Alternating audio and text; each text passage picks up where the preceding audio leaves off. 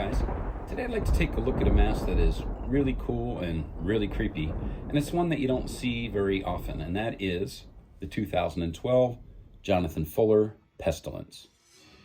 Now, as you can see, this certainly is a very creepy character, and it's well done. It's sort of an undead zombie type of character, but it's really well sculpted and it's well painted, and it is very hard to find, and so this one is a mask that, as I said, was sculpted by John Fuller, and he is known.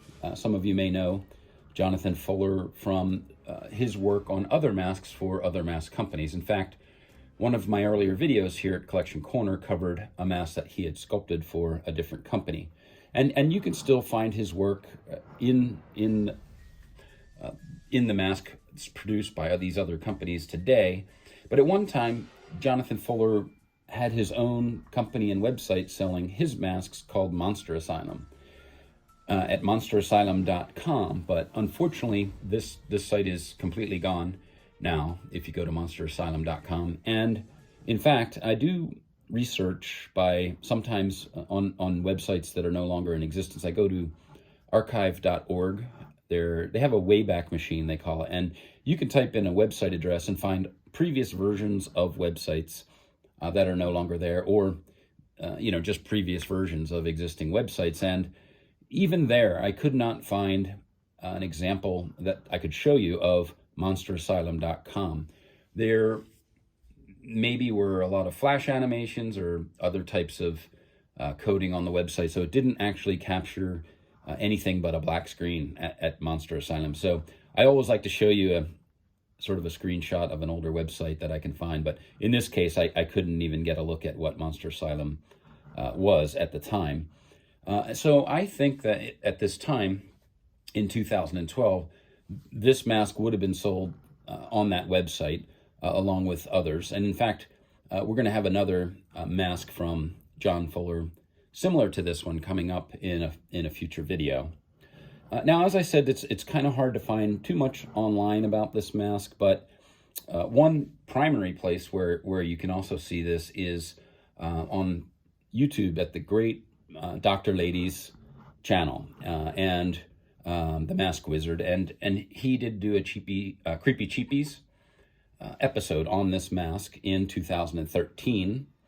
And also, just searching the mask name, you can find just a photo on Pinterest that was shared at one point of this mask. So it's really not one that's easy to find. But if you really like Jonathan Fuller's work, certainly searching eBay on a regular basis, you may be able to find copies of this. So Jonathan Fuller himself, he did also sculpt for some TV shows like Buffy the Vampire Slayer and things like that. And what I do like about his sculpture is that he has what he sort of said in an interview, the ability he's learned to bring life to a character. And he did some training with Jordu Shell, who you may be familiar with. And to me, Jordu Shell is also very well known for being able to bring his characters to life and make them look like living beings. And I think this does have that element as well. It really looks like, it could be a living being sculpted with some personality and realistically. And as you can see, as I just mentioned, it's pretty realistic as far as the skin textures, the way the skin is drawn over the skull that would be underneath there, and even the damage to the flesh is very realistically done. And you can see the paint job is really cool too. These dead bluish eyes on there, and there's gloss on the teeth that are realistically sculpted. There's gloss around the nose, and even in all of the injury to the flesh, there's gloss. So it really does, in person, make it look quite realistic. The paint it continues to be nice all throughout the mask. It is a full head mask only, but it is well painted. There's a nice splatter effect going on that looks rather realistic. These veins are well done.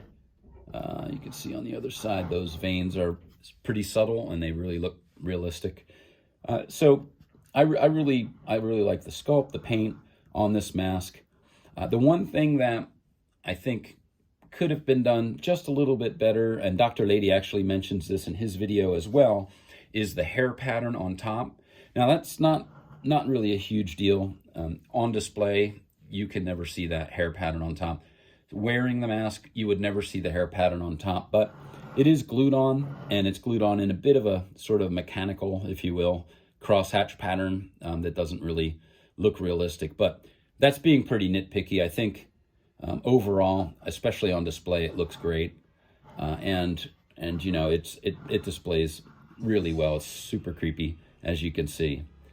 So there's not really a lot more that I can find on this mask. It's not marked inside or out, but it's just cool, and it's well done, and it's by a sculptor I really do enjoy, Jonathan Fuller. So if you can find one, I would recommend picking one up. They do come up occasionally. This is the second one I've seen, and of course, Dr. Lady's great video shows a little bit more about it as well. So that is the 2012 Jonathan Fuller Pestilence. Thanks for watching, guys. We'll see you next time.